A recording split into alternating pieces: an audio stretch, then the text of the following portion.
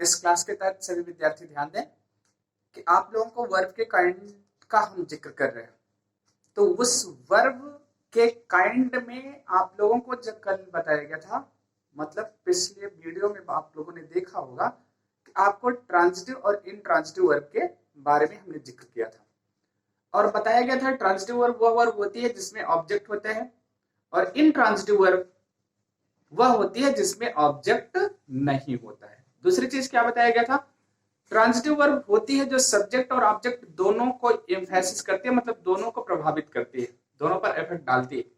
लेकिन intransitive verb केवल subject को इफेक्ट डालती है, ऑब्जेक्ट पर इफेक्ट डालती नहीं, क्योंकि उसमें ऑब्जेक्ट ऑलरेडी होता ही। ठीक, वो हमारा इनट्रांजिटिव वर्ब होती है। आज हम लोग एक जो वर्ब हमारा टॉपिक है, इसका जो महत्वपूर्ण पार्ट दूसरा काइंड है, उस पर हम जाते हैं। और यहां पर हम अब फाइनाइट वर्ब और नॉन फाइनाइट वर्ब की बात करते हैं।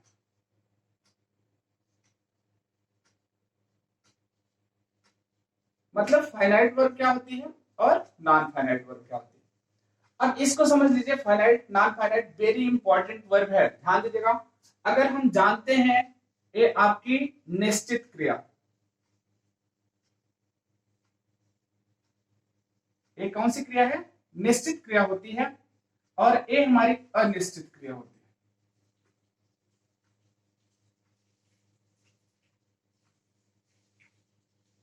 ठीक, क्या होती है, अनिश्चित क्रिया होती है, नॉन फाइनाइट। अब दोनों को जानने की जरूरत है, चूंकि दो वर्ब हम एक साथ ले रहे हैं। अब इसको हमने आपको काइंड में बताया था तीसरी वर्ब, और इसको क्या बताया था, चौथी वर्ब। अब यहां पर जैसे हमने लिखा फाइनाइट वर्ब, आपको सबसे पहले इसकी डेफिनेशन जानना जरूरी है। हम फाइनाइट वर्ब किसको कहते हैं। जैसे लिखा गया, द वर्ब व्हिच चेंज, ध्यान दीजिएगा, the verb which change it's behaviour according to its subject. Its subject is called finite verb. ऐसी क्रिया को हम फाइनाइट वर्ब कहते हैं जो कर्ता के अनुसार अपने व्यवहार में परिवर्तन कर लेती है। ठीक, या अपने मूड में परिवर्तन कर लेती है, वो क्रिया हमारी कौन सी कहलाती है, फाइनाइट वर्ब कहलाती है। दूसरा हमारा है नॉन फाइनाइट वर्ब, और इन नॉन फाइनाइट वर्ब जो है, ये हमारी अनिश्चित क्रिया हम कहते हैं the verb which does not change it's behaviour according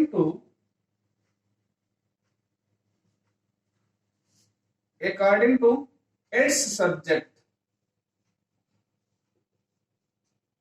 is called non-finite verb. ऐसे के जो कर्ता के अनुसार अपने व्यवहार में परिवर्तन नहीं करती, नॉन फाइनाइट वर्ब कहलाती है। दो चीजें आपको पता हो गई, एक तो फाइनाइट वर्ब हो गई, एक नॉन फाइनाइट वर्ब हो गई। अब कह दिया गया फाइनाइट वर्ब और नॉन फाइनाइट वर्ब में कौन कौन सी क्रिया आती है। तो अगर हम इसको जानना चाहें तो ऐसा कोई निर्धारित हम नहीं कर सकते कि इतनी क्रियाएं हमारी फाइनाइट है, इतनी क्रियाएं क्या है, नॉन फाइनाइट है। इनको सब्जेक्ट में यूज के आधार पर हम बता सकते हैं कि कौन सी क्रिया फाइनाइट है, कौन सी नॉन फाइनाइट है। क्लियर हो गया। अब मान लीजिए जैसे हमने लिया, यहां पर आपको बताया गया फाइनाइट वर्ब का एग्जाम्पल।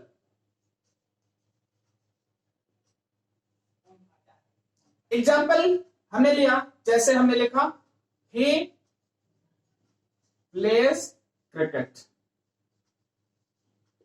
देखिए यहां पर प्ले वर्ब है, ही के अनुसार अपने व्यवहार में परिवर्तन कर लिया कि ही हमारा सिंगुलर था, वर्ब हमारी क्या हो गई, प्लूरल हो गई, ही प्लेज क्रिकेट। इसलिए क्या है हमारी फाइनाइट वर्ब। हमने लिखा दे प्ले क्रिकेट। अब देखिए यहां पर दे सब्जेक्ट बदल गया, वर्ब का व्यवहार क्या हो गया, चेंज हो गया। मतलब सब्जेक्ट हमारा प्लूरल हो गया, वर्ब हमारी क्या हो गई, प्लूरल हो गई। अब यहीं पर लिखा गया सी प्लेड बैडमिंटन। ठीक, अब देखिए यहां पर प्लेड क्या आ गया आपका, ए फाइनाइट वर्ब के रूप में हुआ, क्योंकि ए भी अपने मतलब क्या हो गया, टेंस के मोड के अकॉर्डिंग को अपने व्यवहार में परिवर्तन कर लिया, इसलिए क्या हो गए, फाइनाइट वर्ब हो गए। तो यहाँ पर हम देख रहे हैं प्ले के 3 रूप, और ये तीनों रूप आपके क्या हो गए, फाइनाइट वर्ब में। मतलब जहां पर कि ये टेंस के अनुसार या सब्जेक्ट के अनुसार अपने रूप में परिवर्तन कर लेती है, उसे हम क्या कहते हैं, फाइनाइट वर्ब कहते हैं। क्लियर। अगला, अगर आप डेफिनेशन इसको नोट कर लिए होंगे, अब यहां पर हम देखते हैं जैसे लिखा गया ही प्ले या प्लेस कर लीजिएगा क्रिकेट तो विन इट।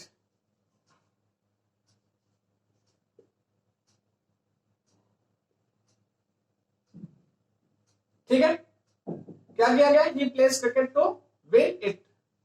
ठीक है, WIN मतलब जीतना, वो क्रिकेट खेलता है क्या करने के लिए, जीतने के लिए।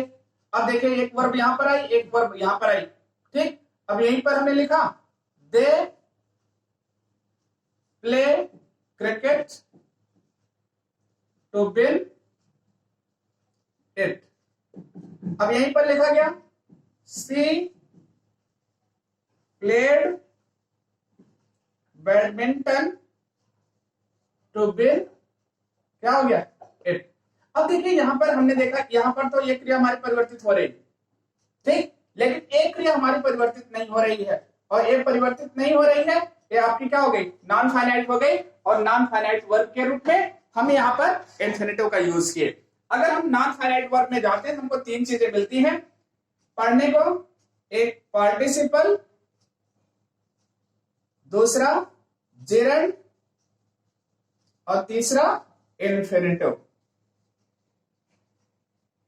ठीक, अब यहां पर केवल आपको जो इतना जानना है कि फाइनाइट और नॉन फाइनाइट वर्ब में, वो ये जानना है कि कौन सी क्रिया हमारी फाइनाइट होती है, कौन सी नॉन फाइनाइट होती है। तो हम ऐसा बता नहीं सकते कि हम डिक्शनरी में खोज करके बताएं कि हमारी फाइनाइट है या नॉन फाइनाइट है, बल्कि सेंटेंस में यूज के आधार पर कोई भी क्रिया ट्रांजिटिव होती है, इनट्रांजिटिव होती है, फाइनाइट होती है या नॉन फाइनाइट होती है।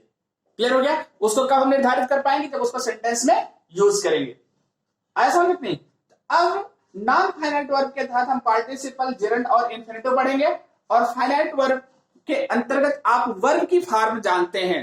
जैसे वर्ब के 3 form basically, present form, past form और पार्टिसिपल फॉर्म। 3 फॉर्म हो गया, और चौथा अगर हम जाते हैं तो हम पार्टिसिपल में क्या पा जाते हैं, प्रेजेंट पार्टिसिपल मतलब ING फॉर्म पाते हैं। तो 3 फॉर्म हो गया आपका, मतलब first form, second form and third form. और चौथा फॉर्म अगर हम जानना चाहते हैं तो हम कहते हैं ING फॉर्म होता है, वो उसको हम किसके अंतर्गत रखते हैं, फाइनाइट वर्ब के अंतर्गत रखते हैं, क्योंकि वो उसके व्यवहार में परिवर्तन हो रहा है। लेकिन अगर यही सेंटेंस कहा गया ही इज प्लेइंग क्रिकेट, ध्यान दीजिएगा क्या कहा गया, ही इज प्लेइंग क्रिकेट। अब इस सेंटेंस में हम देख रहे हैं इज में परिवर्तन होगा, ध्यान दीजिएगा, लेकिन प्लेइंग में परिवर्तन नहीं होगा। जैसे लिखा गया they are playing, they are playing cricket. अब यहां पर देखिए इसमें परिवर्तन हो गया ना, अब केवल ए हमारी फाइनाइट है, जबकि ए ING फॉर्म जो इसके साथ मेन वर्ब के रूप में कर रहा है, वो किस वर्ब के रूप में कर रहा है, नॉन फाइनाइट वर्ब के रूप में यूज किया जा रहा है। ठीक, तो अब इस टॉपिक के तहत जो हम आप लोगों को डिटेल में पढ़ाएंगे वो पार्टिसिपल, जेरंड और इन्फिनिटिव पढ़ाएंगे, और फाइनाइट वर्ब के अंतर्गत बेसिकली जो हम पढ़ाते हैं यहां पर आपको टेंस पढ़ाया जाता है। तो टेंस आपको पहले से ऑलरेडी पढ़ाया जा चुका है, आप लोग वीडियो जाएंगे वहां पर एक एक टेंस को अलग अलग पढ़ेंगे, आपको पता चल जाएगा कि टेंस में कैसे वर्ब अपने व्यवहार में परिवर्तन करती है। एक चीज वहां पर हो गया। दूसरी चीज क्या है, इसके पहले हम ट्रांजिटिव और इनट्रांजिटिव वर्ब पढ़ाए। ट्रांजिटिव और इनट्रांजिटिव वर्ब से हम वॉइस सीखते हैं, क्योंकि एक्टिव वॉइस, पैसिव वॉइस उन्हीं सेंटेंस को चेंज किया जाता है जिनकी वॉइस मतलब जिसमें ऑब्जेक्ट होता है, तो वहां पर हम वॉइस पढ़ाते हैं। वॉइस का भी वीडियो आपको ऑलरेडी बनाया गया है, आप लोग वॉइस भी एक एक वीडियो में आप सीखिए, वॉइस इंट्रोडक्शन सीखिए, प्रेजेंट इंडेफिनिट का कैसे बनता है, पास्ट का कैसे बनता है, परफेक्ट का कैसे बनता है।